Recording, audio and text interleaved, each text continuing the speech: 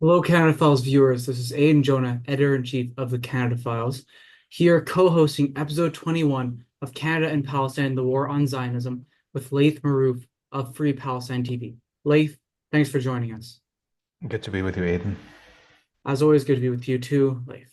So we, as always, have much to speak about, and let's speak about first and foremost, the martyr, Yahya Sinwar, his death in Gaza. I think you couldn't possibly showcase a more heroic end. In truth, right? We saw the footage that the Zionists released. Sinwar's arm was shot off, but he was still fighting to the last, to the very last. So, Leith, can you talk to us more about his tragic death? Yeah, there's so much that has been said, obviously, but looking at the response from most of humanity, it's clear that the Zionists made a huge mistake releasing that video and details of his last battle on the front line against them. He's been immortalized all the way from Japan, where people are talking about him as a samurai and all the animations that are coming out from there to the immortalization in Muslim and Arabic imagination, where he's now been uplifted to the stature of the greatest warriors in Arabic and Muslim history, including Hussein, the grandchild of Prophet Muhammad, who died facing the usurper emperor's army, the Umayyad emperor. So what they did there is they have now uh, created one of a kind, actually, hero in the 21st century, and we can count him on the stature of the biggest anti-colonial warriors that we could recognize. And his face and those images of his last moments will be immortalized like, the last moments of Che Guevara and such. What's important to think about is the context, right? And emphasis in terms of obviously for the Hamas leadership, Sinwar was very important, the Palestinian resistance more broadly. But I think people should remember again that this resistance is not reliant on one individual figure. It's not structured that way. Hezbollah did not fall when Nasrallah fell, and Hamas and the Palestinian resistance will not fall despite Sinwar's murder. One of the last speeches of Sayyid Hassan Nasrallah, and he said it even many times during his life, he said, when we uh, die, we win. When we're martyred, we win. And when we win, we win. So it's a win-win situation for resistance groups, anti-colonial, anti-oppression groups, when one of them is martyred, one of their leaders. And in the situation of the martyrdom of both Sayyid Hassan Nasrallah and now Sinwar, it reinvigorated the struggle, because the leaders of these struggles have given their children and themselves. We saw how the son of Sayyid Hassan Nasrallah decades ago was assassinated by the Israelis. We saw the killings of all the children of Ismail Haniya and his grandchildren, and then his killing. So this shows an example to follow, and it shows that this leadership of this struggle is attached to its people, and is not only asking their people to sacrifice for the struggle, they are at the forefront of the sacrifice for the struggle. So if there was any doubt that Ismail Haniya represents the will of the Palestinian people, and his martyrdom made that now very clear, and nobody can undermine the choices he made and those of the Palestinian resistance in general. All right, so let's shift our eye to Lebanon for a little bit. Hadi, a collaborator of yours, notes that there's been carpet bombing by the Israelis of historic Tyre in Lebanon. So let's talk about this. How has Israeli bombing and targeting of Lebanese civilians shifted maybe in this last week or two? I mean, it's getting wilder and wilder, and that's because the Zionists have gone through all their military targets list that they've had set up already before the war, including, the assassinations of Hezbollah leadership and or, in their target bank, whatever areas they think there's warehouses and or weapons storages and or what have you. So for Israel right now to be intensifying its attacks on civilian infrastructure, hospitals, banks, roads, and residential areas, that shows that they are completely bankrupt right now in terms of their military strategy. They're unable to find real targets that could harm Hezbollah's military capabilities. And they're losing badly, badly, badly on the border in the land invasion attempts. So they are taking it out on the civilians and the civilian infrastructure. Our viewers should know that Tir or Sur in Arabic is one of the oldest human cities on the planet.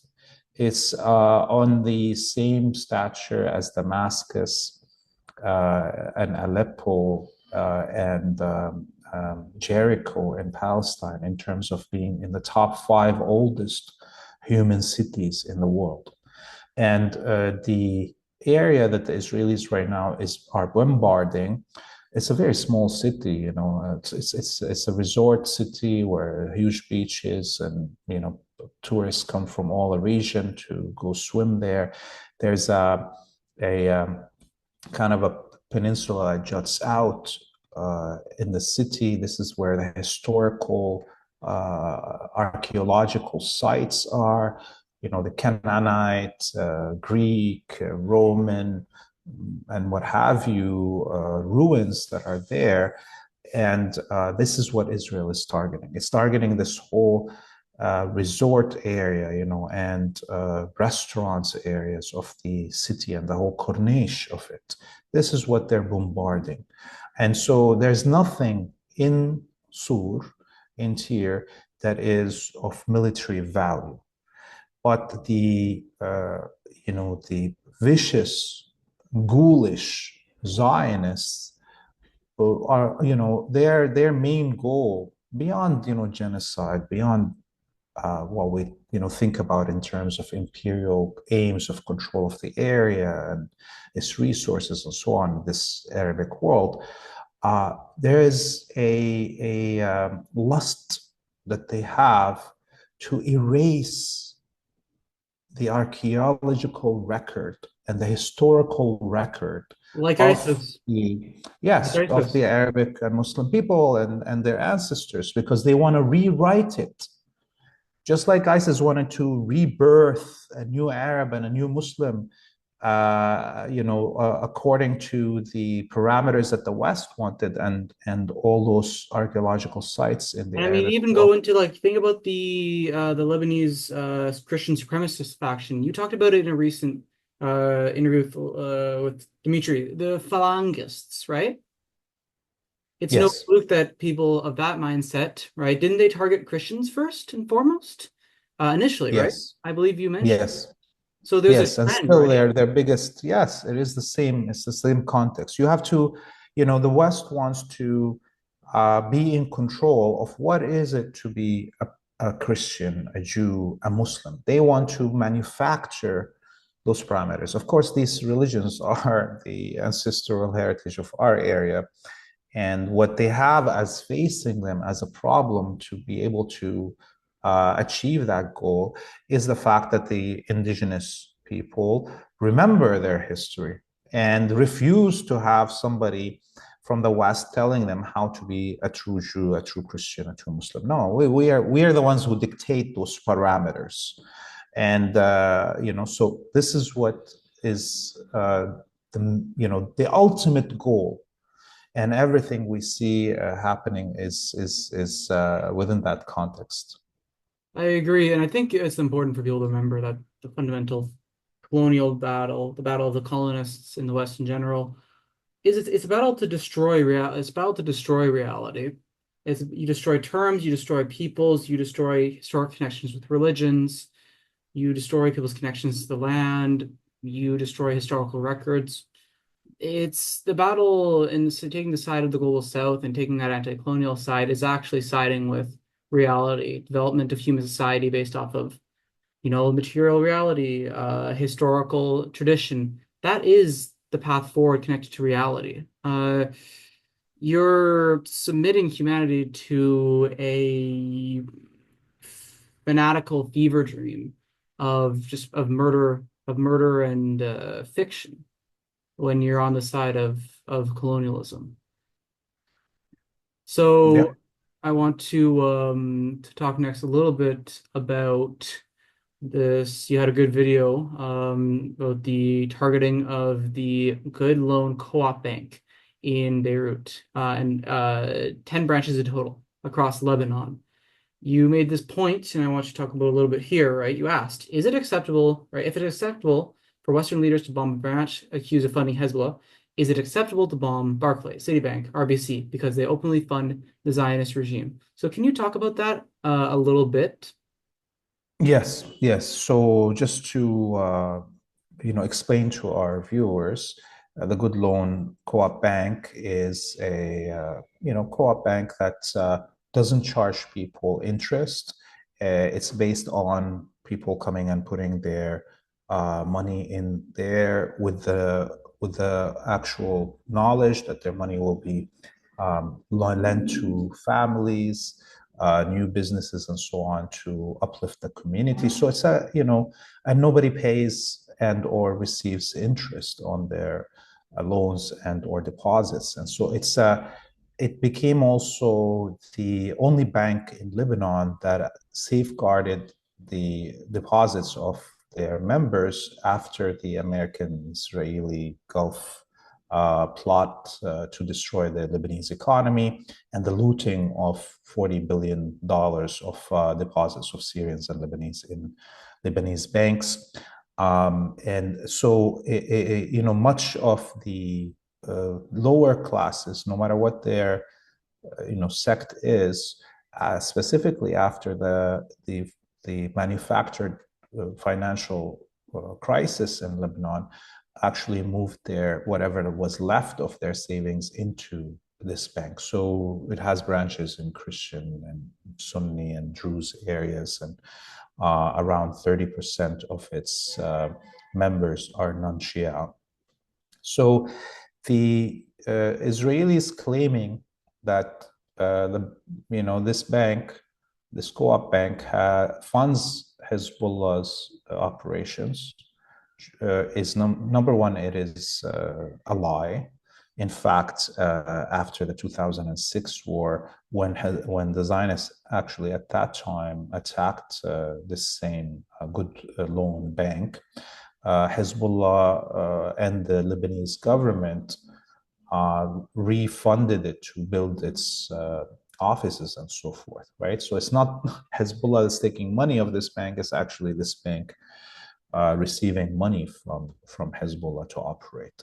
And what I would also say is that the accusation alone, and even is this is a question. If we know that there is 100% proof, and the Zion and the banks in the West openly say they are funding this and that military operations and so forth, Israeli organizations donating to them, all of these things, then this equivalent of attacking the good loan bank would be attacking the major Western banks like Berkeley's, Citibank, RBC in Canada, or what have you, who all fund the Zionist project. And even, this opens the door to say that, well, maybe Osama bin Laden had the right to take down the Twin Towers on September 11th, because, as he said in his, reasoning of attacking the Twin Towers, that this was the financial center of the imperial order that was genociding Arabs and Muslims. So, of course, there's a huge question: did actually Osama bin Laden do it, or if he did it, did he do it under the orders of the Israelis and the Saudi intelligence and the Americans? Because he was a Saudi American agent. But you see how once we go down that path, it opens doors that people, I don't think, want to become normalized. And similarly, right now, where here, the Israelis are claiming there is the gold reserve of this co-op bank is under a major hospital in Beirut, the Sahel hospital, and they're threatening to bomb the Sahel hospital. So, number one, obviously, the Sahel hospital yesterday opened its doors to the international media. It's a private hospital that is funded by the Lebanese government and international donations. And everybody searched all the basements, anything for this gold reserve. And of course, there's none of that. And we know what happened with the accusations of underground tunnels and bunkers in Gaza that never panned out. I mean, like you went to the airport in Lebanon when they were accusing weapons of getting in that way as well. Yes, and yesterday I went to the Sahel hospital also, and we filmed there, and we should have it out today, hopefully. The point is, what I'm trying to say is that it seems that the Western media and the Western elite are fine with just Israel accusing anything without any proof and then committing war crimes according to those accusations. And that means that, number one, we're international law is irrelevant. They're making it breaking all international laws. So this way, we are living in a jungle right now. Law of the jungle is at rule, and probably if this continues on this path, this will be also normalized in Western streets. We will see probably American or Canadian or British banks being blown up because of this. If this continues in this way, it's going to be normalized. We will see quote unquote Jewish hospitals in Toronto being blown up. It's normal. It's been now a year. We see hospitals being blown up in Gaza and now in Lebanon. I'm not advocating for this. I'm just saying to you that this will become the reality once international law totally collapses, which is happening as we're talking. And once people sensations are desensitized to this, if you're seeing every day a different hospital blown up somewhere else, it becomes not something that you are against, because you're not even standing against it. People are not doing anything to stop it, so it becomes the norm. All right, like, so we also have one or two more things to talk about on the international front. We have this private prosecution in Australia of a former Australian Israeli diplomat, Israeli diplomat specifically, Mark Regev. So he's being charged pretty much for genocide advocacy. And I believe he specifically defended the decision to put a complete siege on Gaza in terms of cutting off water and electricity. So now I'm not sure if this is possible under Canadian law, You might have more of a sense, Leith. Is it possible to pursue a similar action in Canada? No, I didn't also look at the actual legal proceeding in Australia, but in Canada, the uh, the War Crimes and Crimes Against Humanity Act, which is basically the Rome Statuette adopted into the Criminal Code of Canada, the first line of it says that only the Attorney General slash Minister of Justice is authorized to charge somebody under the War Crimes and Crimes Against Humanity Act of Canada. So, which means that, for a long time, Erwin Cutler was the Minister of Justice of Canada, and he would reject any applications by Canadians to have somebody charged with war crimes. Well, you have to basically go to the Attorney General and ask them to do the charging. And right now, as we see, the Canadian government, its Attorney General and its Minister of Justice are all Zionist. They support Jewish supremacy and the genocide that is being conducted in Canada, and they're actually commissioning it themselves, right? By sending the weapons to the Israelis, by taking those political positions that they are taking, they're commissioning, aiding, and abetting the genocide in Gaza. So the first person that should be asked, should be charged with these war crimes and crimes against humanity in Canada is the Canadian Prime Minister. Similarly, in Australia, I think it's a ridiculous thing to try to go after the Israeli former whatever. They should go after the Prime Minister of Australia. It's Foreign Affairs Minister. It's Minister of Defense. These are all. It's Minister of Foreign Trade.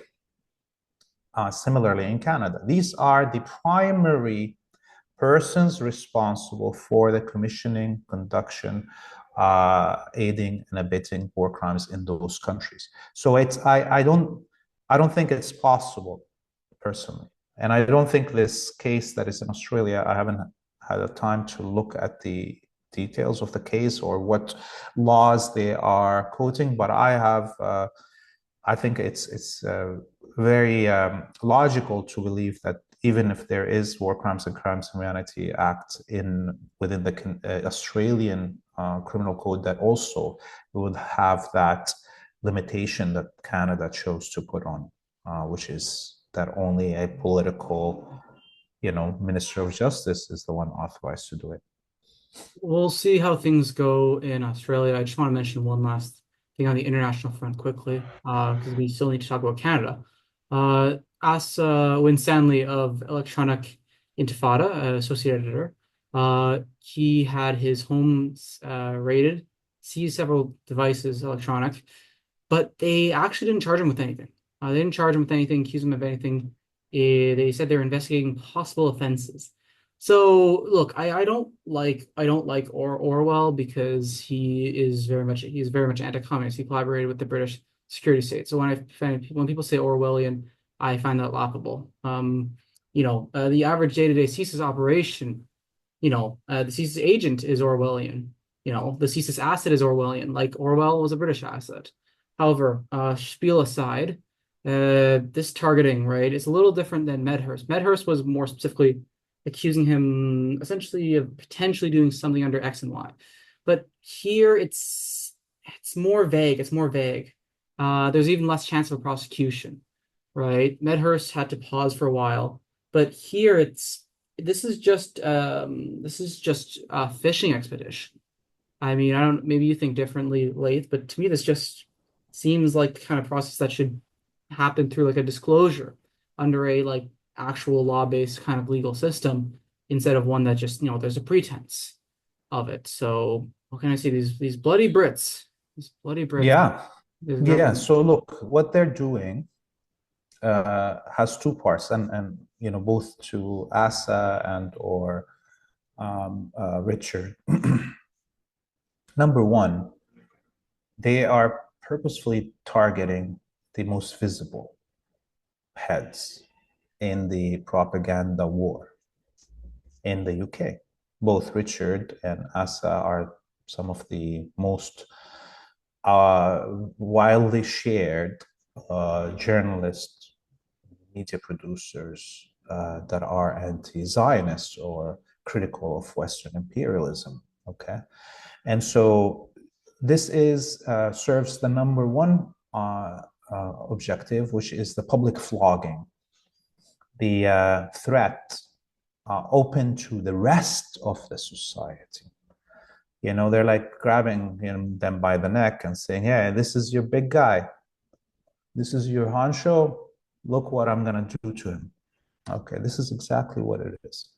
So we're not yet at the full stage of having political prisoners in terms of media producers. We already have political prisoners in the UK when we're talking about the Palestine Action activists that are being detained for another year and a half before their court appearance. Okay, the ones that destroyed the Elbit factories. So this is the first stage. The other thing about Asa and Richard is that I think it will come. The charges will come, and they will be detained, and they will be, made an example of within this legal system. And so, let's kind of not. I don't wish them that. I actually told Richard. He spoke to me. I said, "Listen, you should leave. You should leave the country. You shouldn't wait for them to throw you in the dungeon like they did to Assange." And I think I don't want people to go for my head on this, but look, I think you look at the axis of resistance, you look at the brave martyrs of the resistance. They're martyrs because they have to be. They have to be martyrs. If you don't have to be a martyr, you shouldn't you shouldn't envision yourself as that. The resistance, they have to be martyrs. Many of them have to be martyrs. But people should not seek out martyrdom in the West unless you have to. You don't seek that out as a image thing, as a future thing, as how people look at you think. No, no, no. You do that because you have to, right? And that's, I'm out of Canada, you're out of Canada, and I agree with you. Richard and Asa, they should be out. I mean, Kit Clarenberg got stuck on up for a number of hours by the British police, and he got out. He's in the Balkans now, and rightfully so. This is a dictatorship. Frankly, stop pretending otherwise. You're not a hero for pretending otherwise, in truth. yeah. Yep. And look, I just want to say, like, I am receiving everyday death threats myself Yes. on phone, on email, and these death threats are coming from Zionists in Canada, in the West, inside the Zionist colony, even, their agents inside the collaborators in the West Bank and or here in Lebanon and so on. So it's not to say that media producers will not be martyrs. Look at the hundred somewhat that were martyred in Gaza and Lebanon, But that's a different thing than just being thrown into a jail in London for 10 years. That is unnecessary, actually, because you can produce your media from anywhere. That's what I was trying to get at. These people are not organizers also for the most part. I don't, it's not like they are running organizations that are parties or whatever it is that they need to mobilize people in the streets. No, it can be a journalist anywhere. And if you're ready to be martyred, come to work here in Lebanon and or Palestine. On the other hand, I would say that there is right now a duty for specifically, and I'm going to be very controversial here, for Jewish Europeans, Jewish Americans, Jewish Canadians to provide us with martyrs. Because up until now, these groups are doing nothing that's relevant.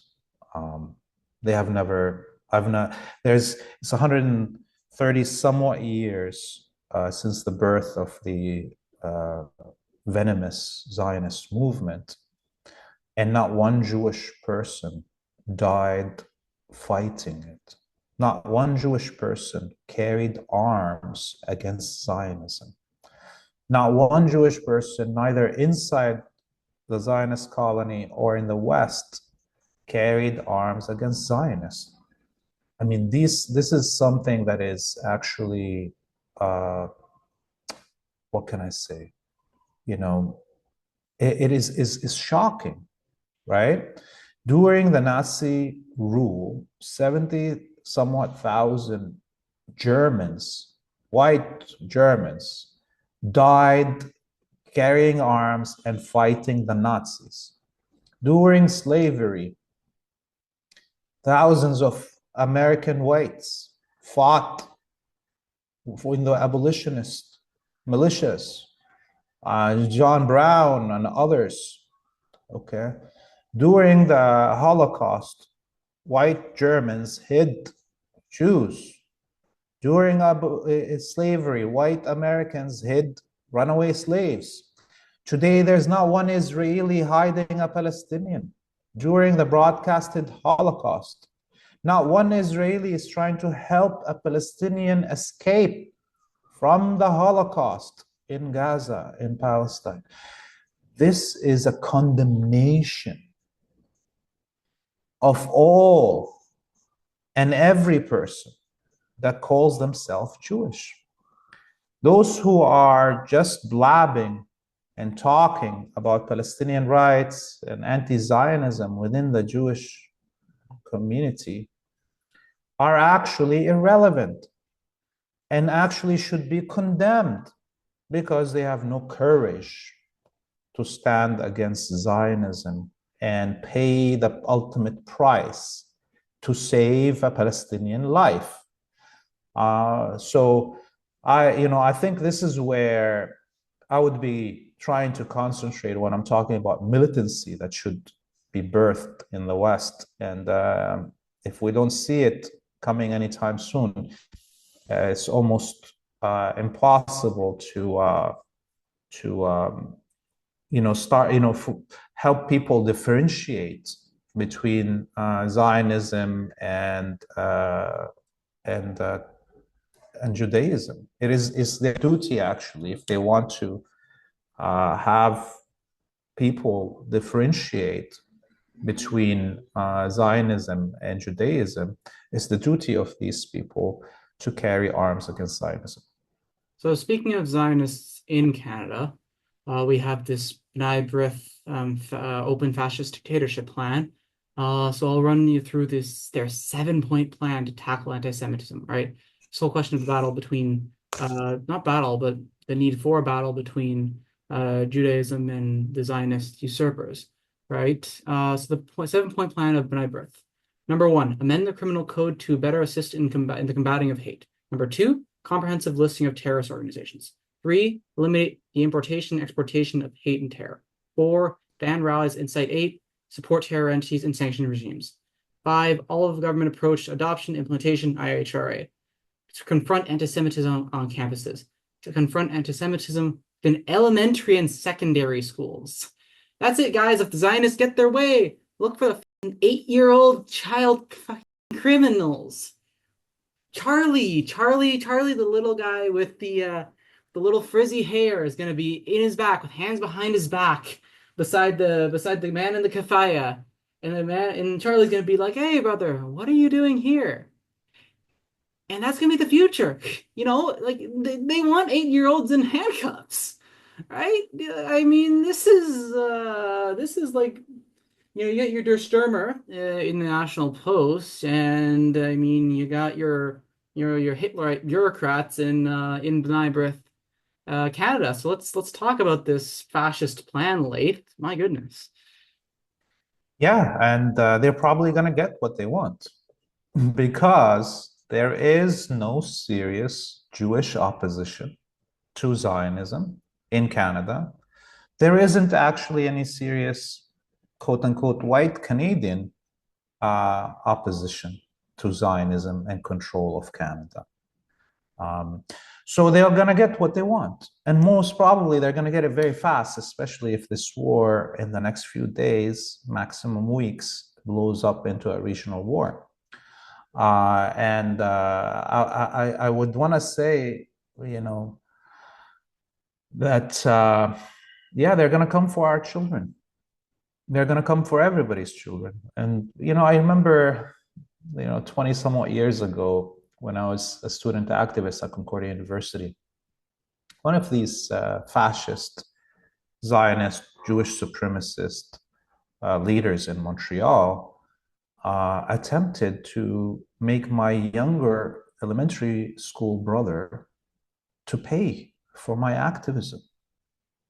They went and got one of their minions in the school to go carve a swastika on my little brother's school desk, on during lunch break.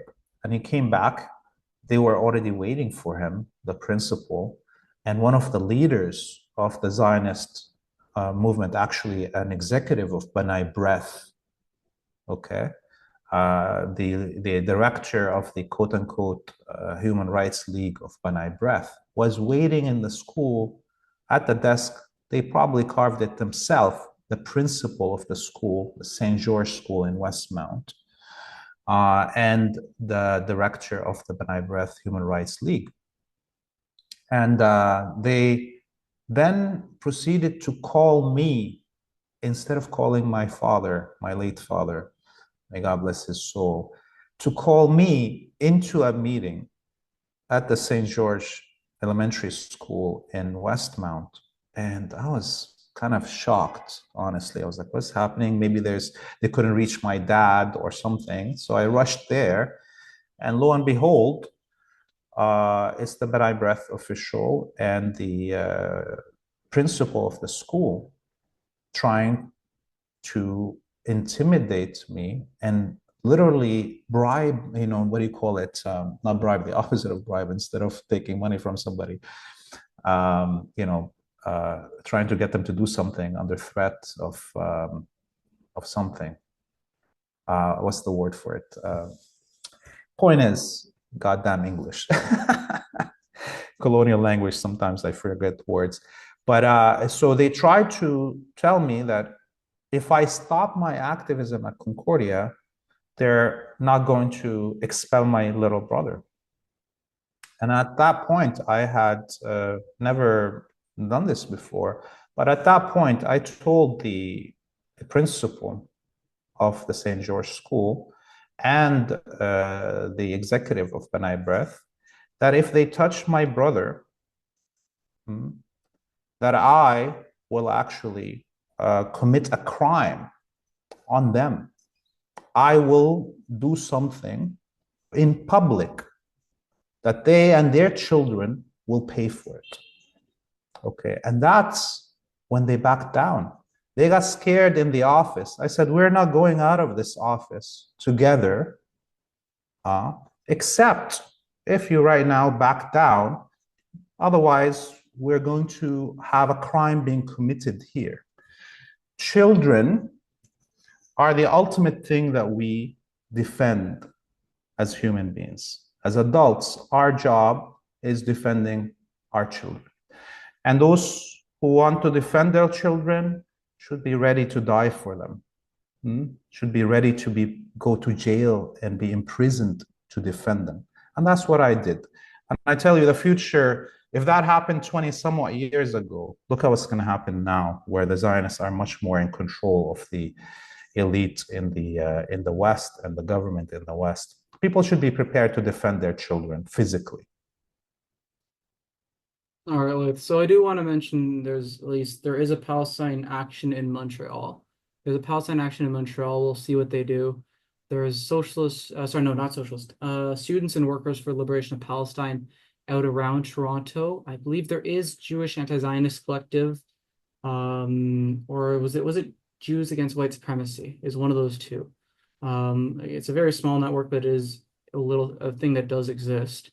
But that's pretty much there for now. But I simply just wanted to note it. We'll see what they do in time. But other than that, I do just want to quickly mention the situation. NDP, of course, social democrats. They are social democrating in a simple way. They won't let Sarah Jama run in the for the Ontario Parliament with the NDP. They're going to run someone against her. They're trying to get her out. They don't want her there again. She's a pretty fairly mild on the question of Palestine. But again, it's a very blunt dictatorship, and they don't want her in there. They don't even want people to have the concept of possibility of resisting, of simply not supporting Zionist terrorism on a day-to-day basis. So she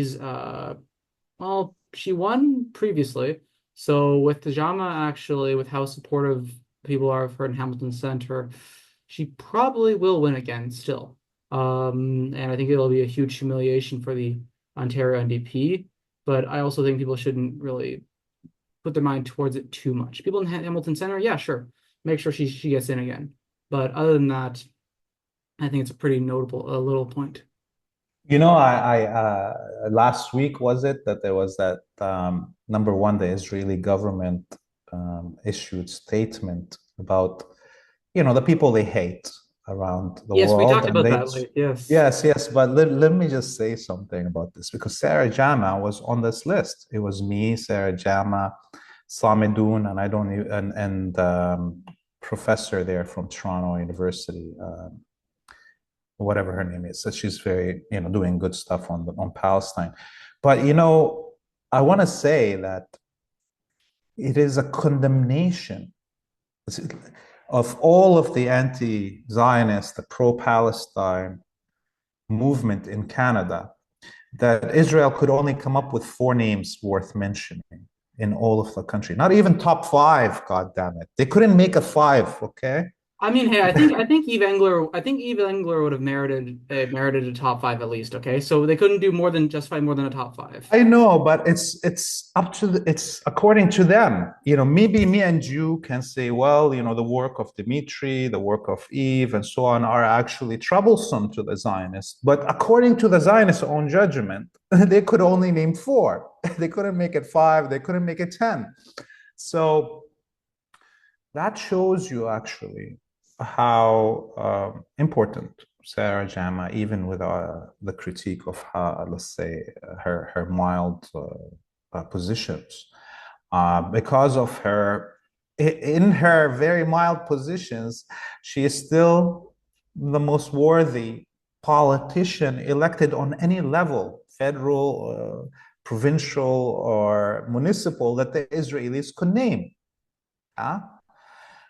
So it's a condemnation of all other politicians that claim to speak for Palestine or defend Palestinian rights.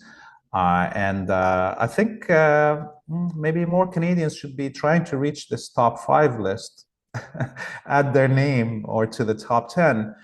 And the final thing that I want to say is that the Israeli government didn't produce any such statement or report about anyone around any other colony or imperial lands. They didn't say, we have a list of 5 baddies we want to get in the UK or the USA or Australia or what have you, which makes you wonder why. Is it because the rest of the spheres and activists in those spheres are irrelevant to them and they really think 4 Canadians are the top baddies in the world against them?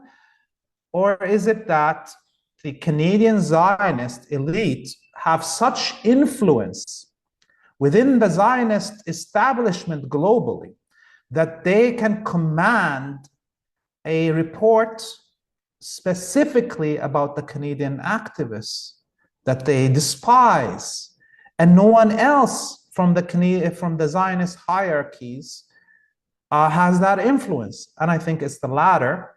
And that should be a good motivation for Canadians that want to work against Zionism in general to target the Zionist elite in Canada.